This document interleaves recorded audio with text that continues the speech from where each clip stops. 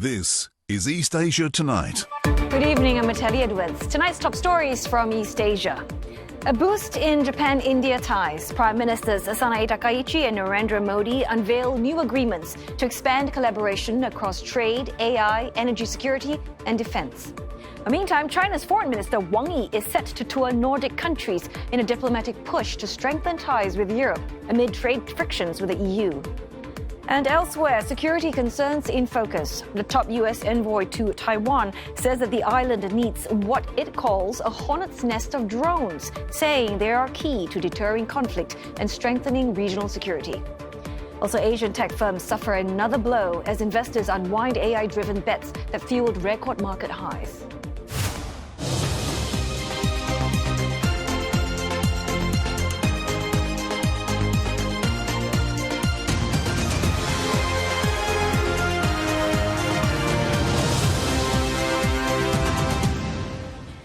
Also tonight, the face of retail is slowly changing in South Korea. From coffee shops to noodle bars, businesses are embracing robots and self-service. We explore what's driving this shift.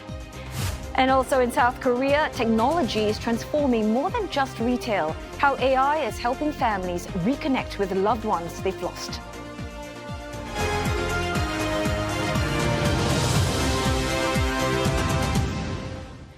The leaders of Japan and India have announced a series of agreements following summit talks in New Delhi. Key deals include closer cooperation on artificial intelligence, metals and energy, as well as a preparation of a joint roadmap for economic security. Now, a joint initiative was also launched to set up 1,000 biogas and organic fertilizer plants across India. Plus, a defense co-development project. Indian Prime Minister Narendra Modi also backed Ms. Takaichi's call for a free and open Indo-Pacific, saying the two countries share a common vision. The remarks drawing pushback from China. 嘴上喊着自由开放，心里想着对立对抗，这样名不副实的理念与地区国家求和平、谋发展、促合作的共同心愿背道而驰，也注定不会得到真心认同。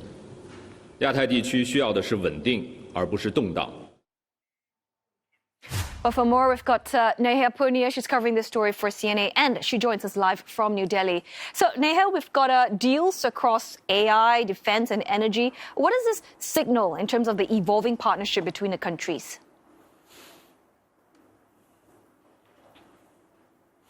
Well, Terry, they've been, they've had bilateral ties for nearly 75 years now, and this partnership between them is not new. But what we are seeing now, experts say, is an attempt to infuse some more energy into this relationship. Some experts have been speaking to say this is also a bid by Tokyo and New Delhi to reshape great power dynamics in Asia, given the sort of strategic and economic competition both of them face from China particularly. There's also, of course, the big concern about how the conflict in West Asia has impacted their own economies, whether that's the supply of energy to the region, the knock-on effect it's had on their own economies, and they want to build resilience and self-reliance, Takaichi and Modi have said, and they are trying to do that, they say, by creating this roadmap for economic security. Look at the areas that have been identified: semiconductors, critical minerals, artificial intelligence, energy cooperation, stockpiling of reserves. So they're talking about how they can work together to leverage, a common interest and a shared vision to build that sense of economic and strategic security through bilateral cooperation. Mr. Modi said something interesting during their press statements that were delivered. He talked about how trust is the most important strategic asset in these uncertain times. And both the Japanese, leader as well as the Indian leader both signal that this is a relationship built on trust, and they want to take it to the next level. You had a lot of bonhomie between the two leaders. You had, Prime Minister Narendra Modi calling Ms. Takaichi his younger sister. She referred to him as her older brother. So a lot of optics on that front, which they're hoping to signal is the next chapter in bilateral engagement, which will see them work together to prosper and grow their economies. And Neha, what about China's response to Ms. Takaichi's call for a free and open Indo-Pacific? How does that reflect all the strategic priorities of India and Japan?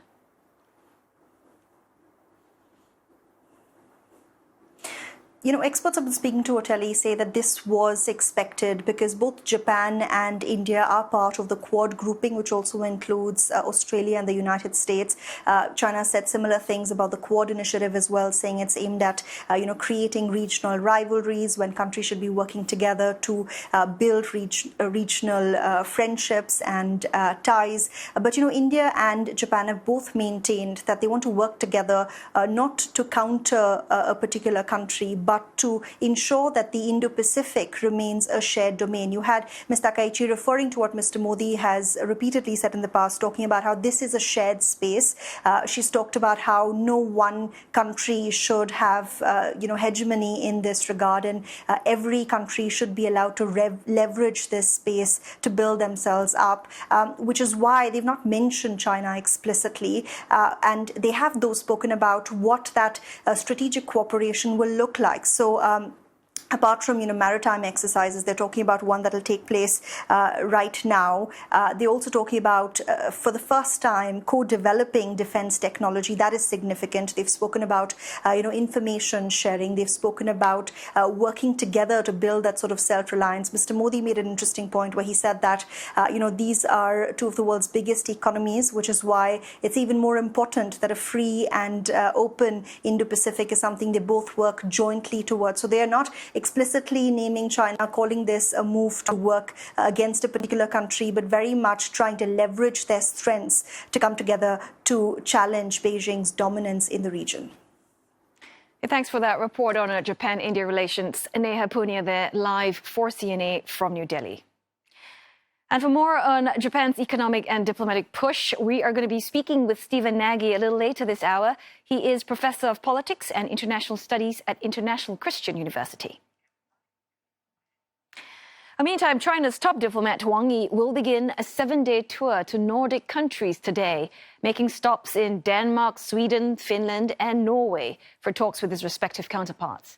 Well, the trip comes as Brussels set a strict October deadline to improve trade imbalances with China, and as EU leaders adopt a more robust approach towards Beijing, amid concerns about the impact of Chinese industrial overcapacity on the European economy.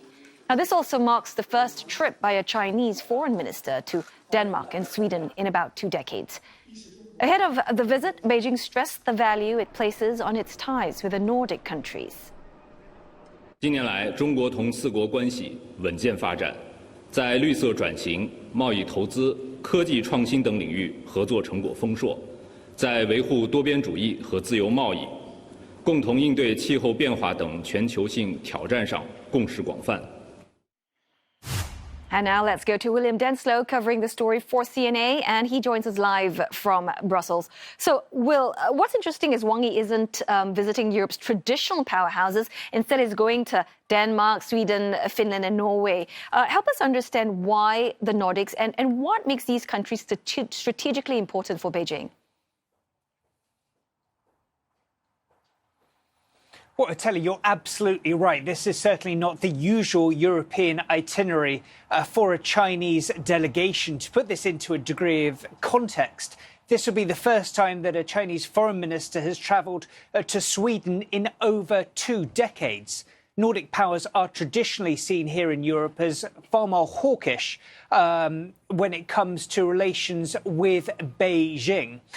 First of all, when it comes to the tangibles that we're expecting out of this trip, well, a comprehensive strategic partnership is due to expire this year between China and Denmark. That is slated to be renewed. However, the width of the partnership is expected to be somewhat pared down due to security concerns shared from Denmark across a number of sectors. It's expected to largely focus on the issue, the mutual shared concerns when it comes to climate change and protecting the environment. Now, when it comes to the larger context, well, it's all about geopolitics. This comes at a time where tensions between Nordic powers and the US are under increased strain, especially after that spat when it came to the US threats to take over control of Greenland earlier this year. For Beijing, a potential opportunity to see if this provides a degree of wiggle room to try and improve relations, improve trade ties. But these concerns with China, this scepticism very much remains, especially when it comes to Beijing's ties with Moscow, which for Nordic powers remains a primary concern. So, like what you have mentioned, well, this trip kind of signals this broader attempt by China to repair ties with Europe. But at the same time, there are all these underlying disagreements with Ukraine, trade, technology, and all of that. So then, do you think, Will, that they're going to be making any significant real reset here?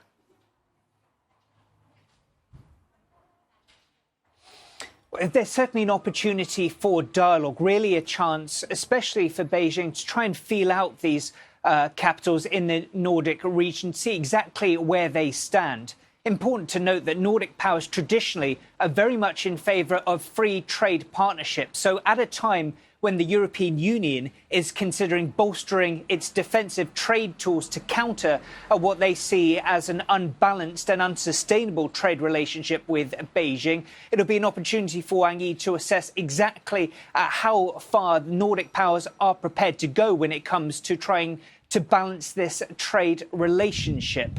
But of course, important to note as well that these Nordic powers that are part of the European Union have approved the EU's plans to look into ways to bolster these defence posturing when it comes to trade, whether it's through tariffs or other mechanisms down the line.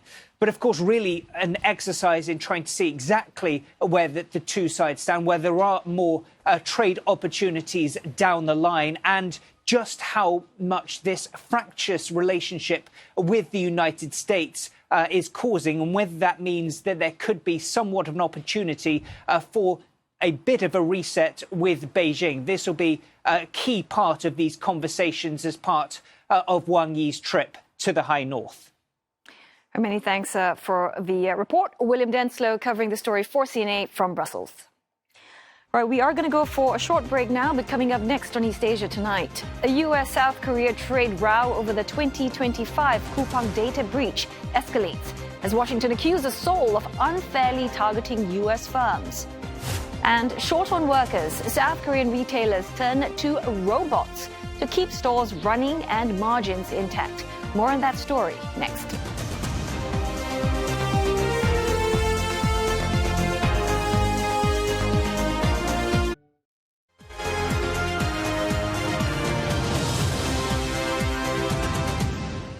Hello again. Good to have your company on East Asia Tonight. It is now time for Olivia to bring us up to speed with the very latest in the business world. So, Liv, let's talk about tech stocks here. Apparently, another rough session across Asia. What's up with that? Oh, well, I'll tell you, it was a brutal session. So the AI trade is becoming a lot less invincible. Tech stocks led losses across much of Asia as investors continued unwinding bets on the sector that has powered markets to record highs this year. South Korean chip makers SK Hynix and Samsung closed sharply lower, and Japanese firms Advantest as well as Tokyo Electron also caught in the tech rout. Global markets have seen around 5 major AI-driven tech sell-offs over the past year, fueled by valuation concerns and doubts over massive AI investments and whether they will deliver enough returns. Between July and August last year, chip and mega-cap AI stocks came under heavy selling. That was followed by a November rout, which wiped out about $500 billion off semiconductor stocks. In early February this year, software stocks tumbled again after Anthropic unveiled new AI tools that heightened concerns about the future of traditional software businesses. By late February, the Nasdaq posted its biggest monthly decline since March last year as investors question whether AI spending would pay off. Now, tech shares are tumbling yet again amid concerns and worries over stretched AI valuations, higher interest rates, and slowing returns on AI infrastructure spending. While trading floors remain on edge as a sell-off in semiconductor stocks continues to drive sentiment. The Nikkei 225 ending the day down about 2.5%. The Kospi plunged nearly 8%. And Samsung as well as SK Hynix make up around half of Kospi's total weight. And a sharp move in either name drags the whole index down with it. Well, sharp drop in chip makers dragging the mainland equities lower, with Shanghai and Shenzhen sharply down at the closing bell, 2% and 3% down, nearly 4% for Shenzhen to the downside. But the Hang Seng in Hong Kong managed to positive finish to the session.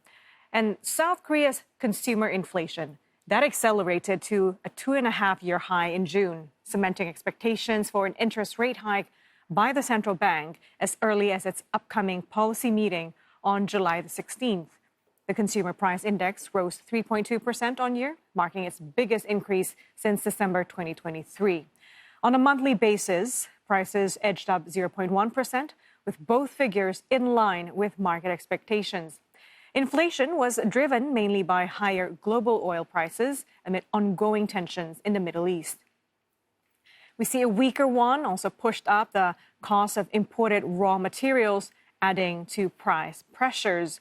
The won languishing nearly a 17-year low against the dollar. A slumping won has become a persistent headache for Seoul, with the currency down some 7.4% against the greenback this year, creating a stark divergence from local equities, where the benchmark Kospi index has surged around 77%. South Korea says it regrets a U.S. House panel report on the country's treatment of American businesses. It accuses Seoul of discriminatory attacks on e-commerce platform Coupang and on U.S. businesses in general. South Korea says its probe into Coupang was conducted according to the law and was non-discriminatory. In a report published yesterday, the U.S. House Judiciary Committee accused South Korea of stepping up its discriminatory treatment of American-owned firms in recent years. It added that regulators have subjected Coupang to hostile treatment, unfair enforcement, and disproportionate penalties compared to its local competitors. Seoul is probing Coupang following the largest corporate data breach in South Korean history. A former employee used a stolen security key to improperly access the personal data of roughly 34 million user accounts, which went undetected for 5 months. Alibaba and its U.S. payment partner have reached a $600 million deal to settle a U.S. probe on alleged sales of illegal drugs. The e-commerce giant was accused of failing to stop thousands of unlawful transactions over nearly a decade. The sales allegedly included illegal pharmaceuticals, controlled substances, regulated chemicals, and pill-making equipment to American buyers. Authorities say around 80,000 illegal sales took place between 2016 and 2024, with goods worth more than $200 million US dollars.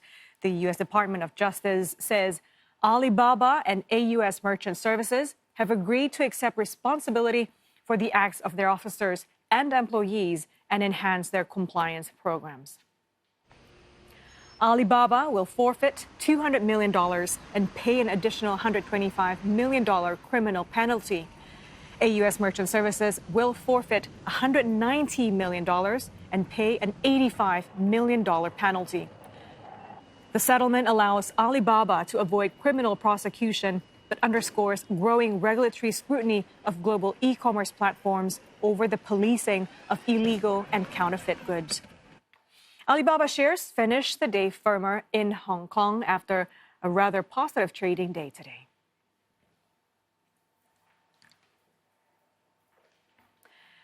China's biggest stock market debut got off to a flying start. Shares of China Resources New Energy nearly tripled on their Shenzhen debut before paring some of those gains to end 137% up. And that is after the wind and solar power company raised about $3.6 billion in Asia's biggest IPO this year, selling 2.11 billion shares. Now, the strong debut came despite broader weakness in the mainland equities, with CSI 300 index down nearly 2%. Analysts say that the listing signals renewed investor appetite for major share sales after last year's slowdown. Now, the IPO is also Shenzhen's largest on record, with retail investors placing orders worth $942 billion, making that tranche more than 600 times oversubscribed. Proceeds will fund new wind and solar projects as China pushes to generate half of its electricity from non-fossil fuels by 2030. Singapore and Japan's trade organizations will expand their partnership into areas such as precision medicine and biotechnology. Enterprise Singapore and the Japan External Trade Organization also renewed their memorandum of cooperation for a further 3 years. And that's as the two countries celebrate 60 years of diplomatic relations. Another expanded area of collaboration is to encourage cross-border growth for firms. It will include high-growth small companies and larger firms with strong innovation through efforts like business matching.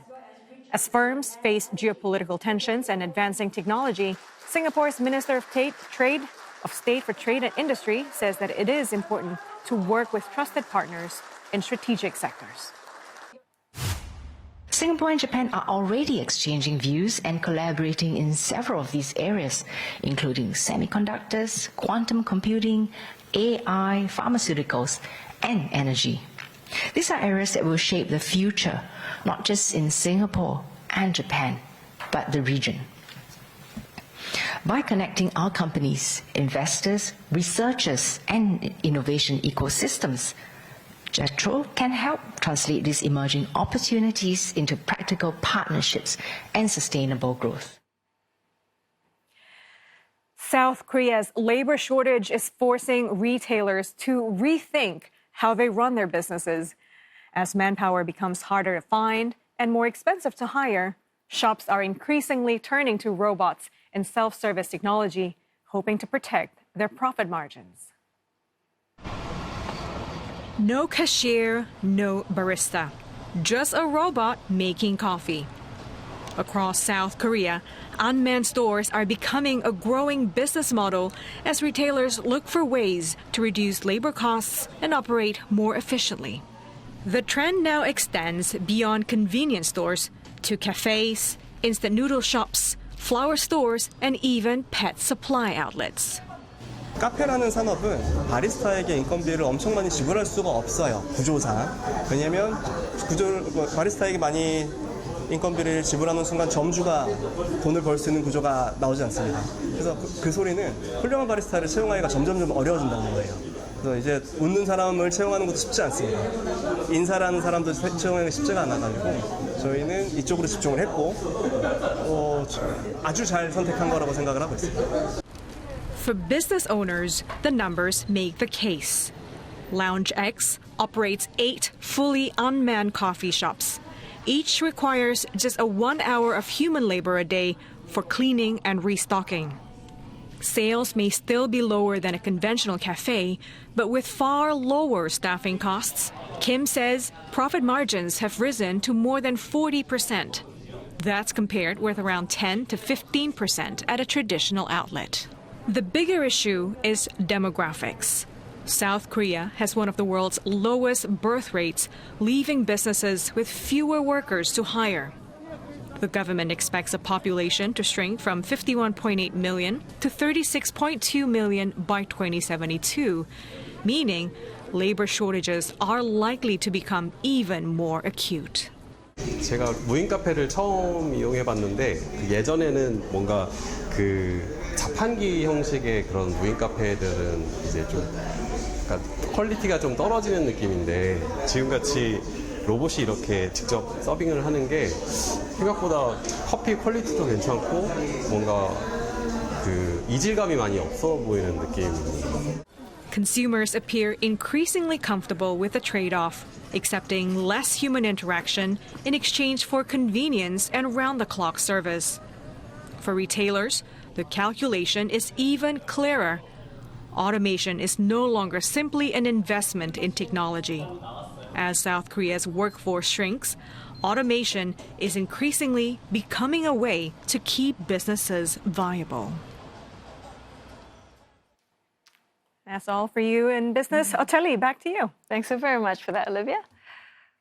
Well, I guess it's time for us to go for another break now, but coming up on East Asia tonight, Chinese naval power on display in Hong Kong. 2 PLA warships make their maiden visit to the city, welcoming the public aboard with tours and cultural activities.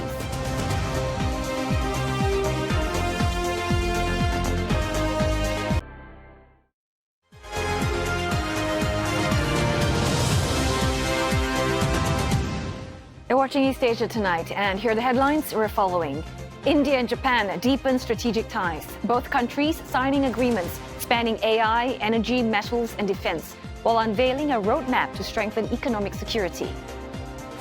China is also stepping up engagement with Nordic countries. Foreign Minister Wang Yi begins a week-long tour to Denmark, Sweden, Finland, and Norway to boost cooperation on trade, green growth, and innovation.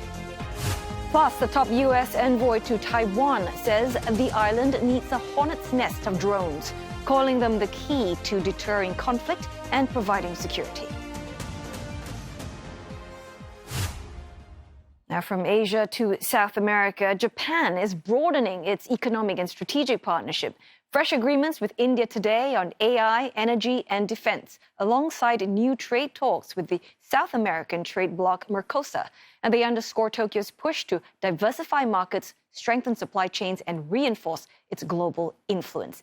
Now, joining us to unpack the developments is Stephen Nagy, Professor of Politics and International Studies at the International Christian University. Well, thanks, Prof, for joining us this evening. So let's start with the bigger picture. Now, if we cut through, all that ceremonial uptakes, all the handshakes, tell us what's really driving Japan closer to India. Well, I think there's three things. First, of course, is China, the topic that they're not talking about publicly in the summit. Both countries are worried about what China's doing in the background, their economic dominance in the region, and what does this mean for supply chains, for economic integration, and of course, for how the region is organized. Second, I think they see both of their economies looking at each other and saying Japan is capital rich, it has lots of technology, India has great human capital, but not the capital. So how can they work together to balance those interests to create peace and prosperity for both countries?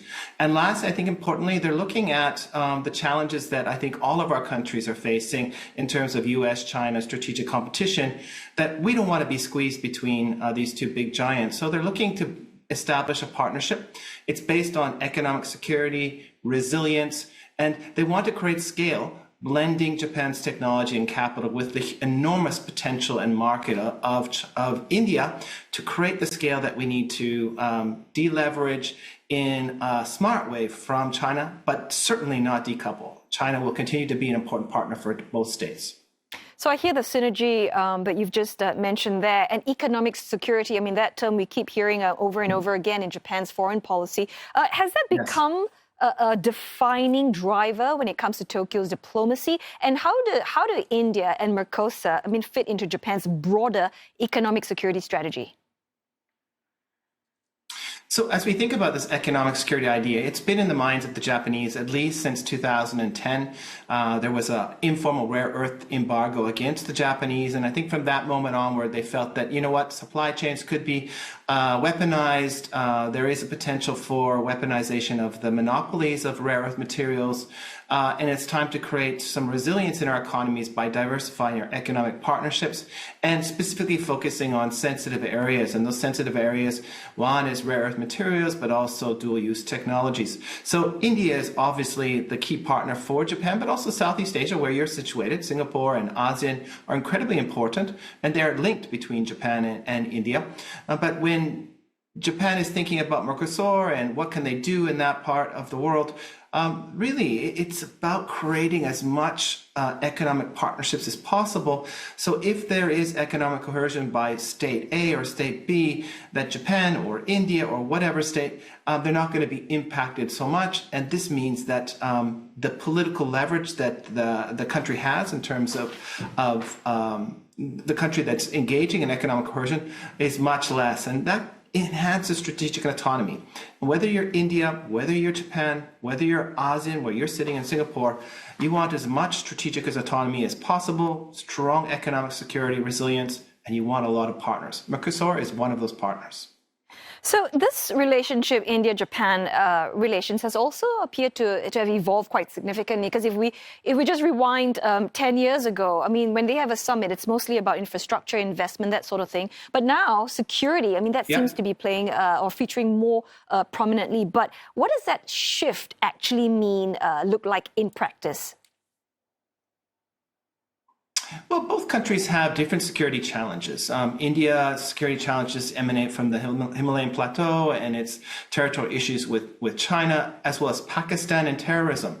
Terrorism is a huge problem for India. It emanates out of Pakistan and they want to do something about it. And Japan offers some defense technologies and defense equipment now that they can export to deal with that.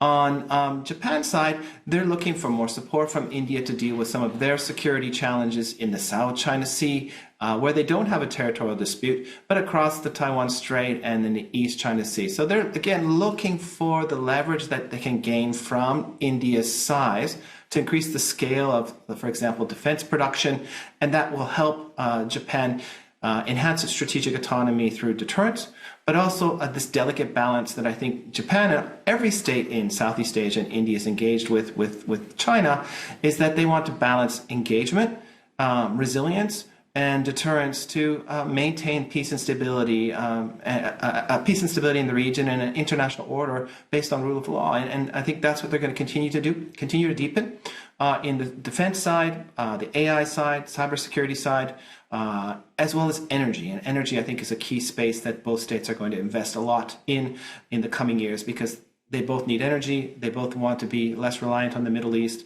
And AI requires a lot of energy, and these two economies are going to be AI major powers. So beyond India, I mean, Japan is also broadening its diplomatic outreach. You know, it's stepping up engagement with both advanced economies, the global South. What role do you think it's trying to carve out for itself on the global stage? Well, you know, Japan was lost. Let's be frank. From about 1991, when the bubble burst, until Prime Minister Shinzo Abe came on the scene in 2012 with his vision for a free and open Indo-Pacific.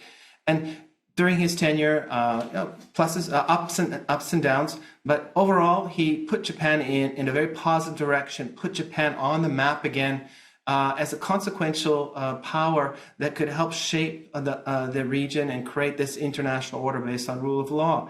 And I think the lessons learned is that Japan has to be forward-leaning. It has to engage in the global South to provide them infrastructure and connectivity, development aid, finance aid, help root out corruption so that they're more stable, and they can deal with some of the existential challenges that they face, including environmental challenges. They also feel that they need to work with the Europeans, the North Americans, Australia, New Zealand, because there is a challenge emanating out of the region. We do see increased coordination between North Korea, Russia, Iran, and China. And there are great concerns about what this means in terms of our international environment. Today, mostly we still are based on rules, but what happens when those rules break down? And what happens if there is a might is right kind of Machiavellian approach to international relations? For Japan, which is a middle power, for Singapore, which is a middle power within the ASEAN context, or India, if it's about power and might, we don't have any maneuvering room. So they're trying to build a very robust international coalition of countries that are investing in international law, investing in development, investing in infrastructure to try and ensure that our international order is based on rules, not power.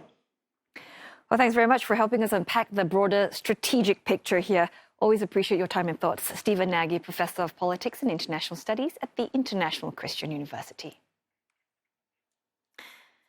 Now, the top U.S. diplomat to Taiwan says the island needs a, quote, hornet's nest of drones to help deter conflict and provide security.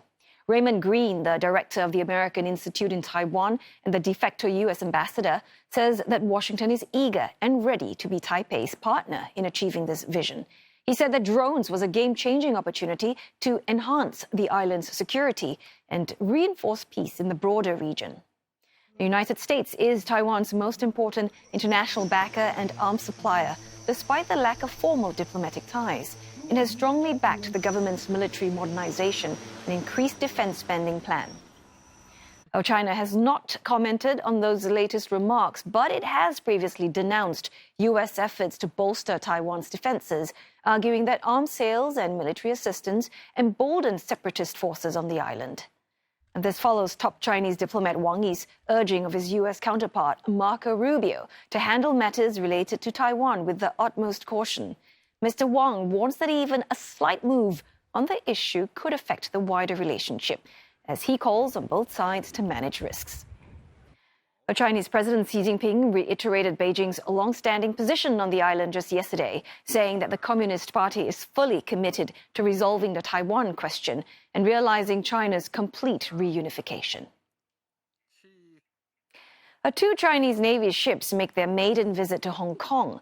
The People's Liberation Army Navy's 5-day visit comes a day after the 29th anniversary of the city's return to Chinese rule. The guided missile destroyer Nanning and guided missile frigate Hengyang are offering public tours and cultural exchange activities for residents of Hong Kong and Macau.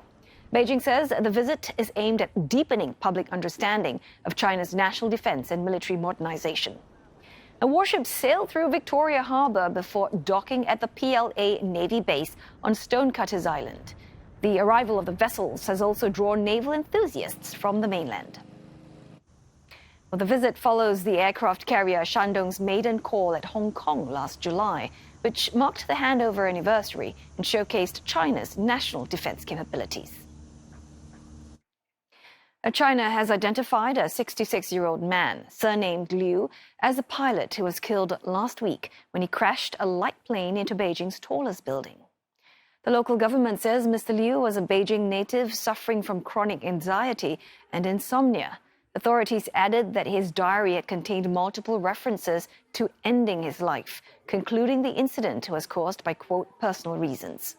Mr. Liu was on a solo flight before he deviated from the designated area, before colliding with a high-rise tower and dying at the scene. All 13 people injured from the incident are in stable condition.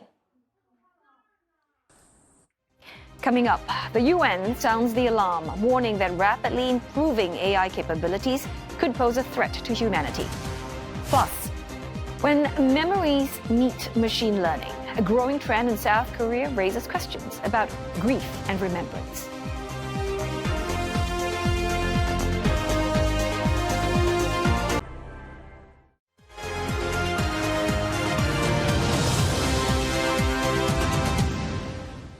The United Nations has warned that rapidly improving artificial intelligence capabilities may lead to catastrophic outcomes if they remain unchecked.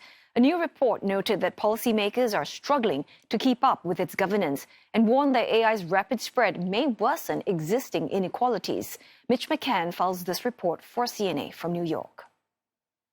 The United Nations established a scientific panel on artificial intelligence comprising 40 experts from across the world tasked with providing assessments of AI's risks, opportunities and impacts. The Secretary-General, himself concerned about the dangers of AI, opened a briefing on Wednesday with a warning. The science is here. We can no longer say we did not know. What we do with it is now up to all of us. A key finding from the report is that lawmakers need clear evidence to effectively govern AI. But by the time the evidence is clear and understood, it may be too late to act on it because it's developing so fast. The gap between rapidly improving capabilities and effective risk management methods may lead to catastrophic outcomes. We've seen on our radar screen recently the issues with cybersecurity, but companies are worried about biorisks, and many in civil society are showing that AI can lead to disinformation, that can threaten our democracies and our individual rights. One of the panel's co-chairs spoke further on those threats, saying that the most advanced AI systems have been shown to deceive users and resist being shut down, and that no expert can guarantee that AI will do what it has been instructed to do. The report provided details on AI-generated child abuse material. It found an estimated 1.2 million children across global South countries have had their images manipulated for sexualised deepfakes. The Global South is again highlighted in the report, with panellists expressing concern that countries that make up the group could fall behind in AI development. It notes the United States accounts for 75% of the computing power among the world's top 500 AI supercomputers, while China accounts for 15%. As AI capabilities continue to grow, if they continue, the gap between the haves and the have-nots is likely to grow. The report also noted a number of positive impacts that AI is having on the global community, like in vaccine development and antibiotic resistance research, but also agriculture and IT. The panel has drawn comparisons to the IPCC, the Intergovernmental Panel on Climate Change, because of the way the UN has structured it, with some dubbing it the IPCC for AI. Both groups provide assessments rather than prescribing policy. The report says a balanced approach would include using both binding legislation and regulation alongside what it calls soft law mechanisms, such as codes of ethics and government-endorsed guidelines. Member states will have a chance to discuss these measures when the report is formally presented at the Global Dialogue on AI next week in Geneva. For CNA, I'm Mitch McCann at the United Nations in New York. Well, artificial intelligence is now being used in South Korea in a new and deeply personal way. Families are paying companies to recreate deceased loved ones as lifelike digital avatars, allowing them to deliver messages from beyond the grave. For Igoni, this is the closest he's ever come to meeting his grandfather. Using old photographs and voice recordings, an AI company recreated the man who died in a car accident before Lee was born. The video wasn't made for Lee. It was a gift for his father. 처음에 받으셨던 거 보고 약간 좀 안 본다고 약간 이런 식으로 말하셨는데 결국 보시고 나서 약간 눈물 좀 흘리시더니. 아 그래요? 그러세요? 네. 그래가지고 약간 좀 보람을 느꼈어요 그런 부분에서. The digital grandfather apologizes for not expressing himself better and speaks directly to the son he left behind. The script wasn't written by artificial intelligence. Lee wrote every word himself, based on what he always wished his grandfather could have said. 아버지하고 상의를 하면 이제 이벤트가 될 수 없으니까 제가 약간 좀 아버지께 해드리고 싶었던 말을 딱 할아버지가 하는 것처럼 해가지고 편지를 작성해서 그렇게 전달해드렸습니다. The company behind the video, Vice, says requests like this are becoming increasingly common. Most customers want AI recreations of parents or grandparents using just a few photographs and voice samples. 저희가 기본적으로 필요로 하는 거는 기존에 있는 음성 데이터고요. 그리고 모습을 복원할 수 있게 기존에 있는 사진이 필요합니다. 그래서 기존에 있는 목소리와 사진을 AI가 학습하고 복원해서 원하는 대본으로 음성을 만들고 원하는 모습으로 화면을 만들 수 있습니다. The company says families often play the videos during memorial ceremonies or holiday gatherings. A 3 to 5 minute video costs about 600,000 won, or roughly $390 US. 저희에게 전달 주시는 대본의 내용도 다 천차만별이기 때문에 항상 다르고 새롭고 항상 감동이 있습니다. As the technology improves, so do questions about where it could lead. Some experts have warned that recreating the dead raises ethical concerns over consent, privacy, and grief. Won says fully interactive conversations may one day become possible. 정말 더 이게 AI 기술이 워낙 빠르게 발전하다 보니까 이제 쌍방향 소통도 당연히 포함이 되겠고 그 이상으로 가면은 아예 이제 신체적인 물리적으로 만들 수 있지 않을까. 진짜 휴머노이드 로봇에다가 음성을 넣고 그런 단계까지도 갈 수 있지 않을까라는 생각도 해봅니다. For now, the technology is being used to give families something many thought was impossible. One last conversation.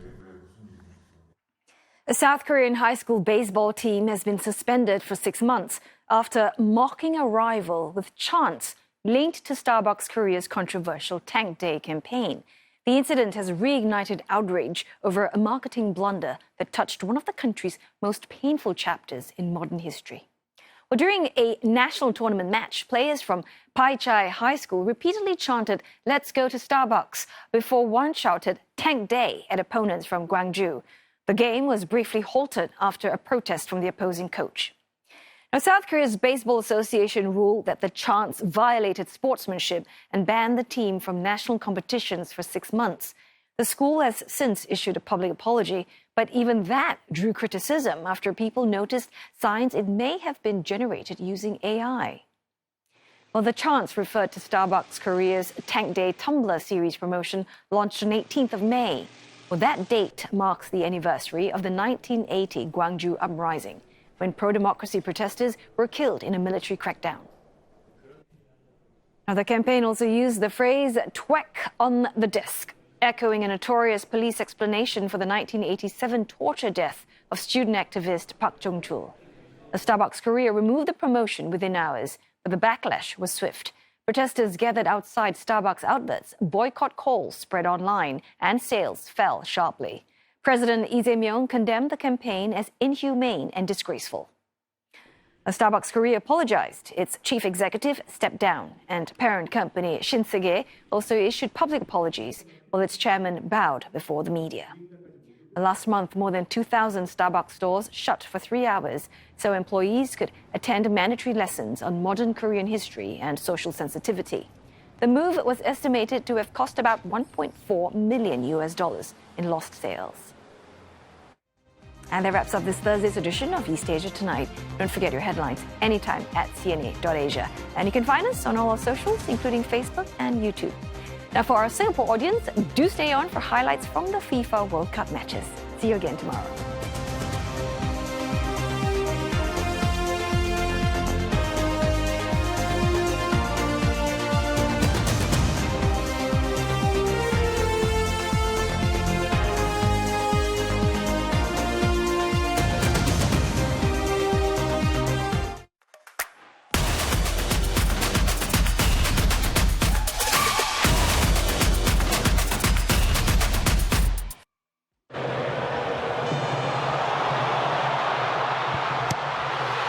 A shock early goal from Brian Sipenga gave DR Congo the lead against England in their round of 32 clash in Atlanta.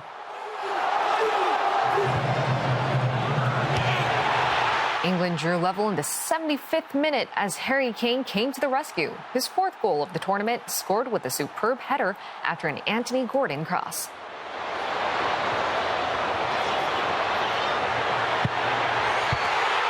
And Kane left his best till last as he lashed home a winner with just 4 minutes left on the clock. England ran out 2-1 winners as the Leopards lost their spot in the competition. Fuller and Balogun scored just before the halftime break as Team USA capitalized on home advantage against Bosnia and Herzegovina. But he soon found himself in trouble when he became entangled with a Bosnian defender. The final decision is red card. But even with the 10 men, the USA were too strong for their opponents as Malik Tiltman scored a late free kick to put the co-hosts through to the round of 16.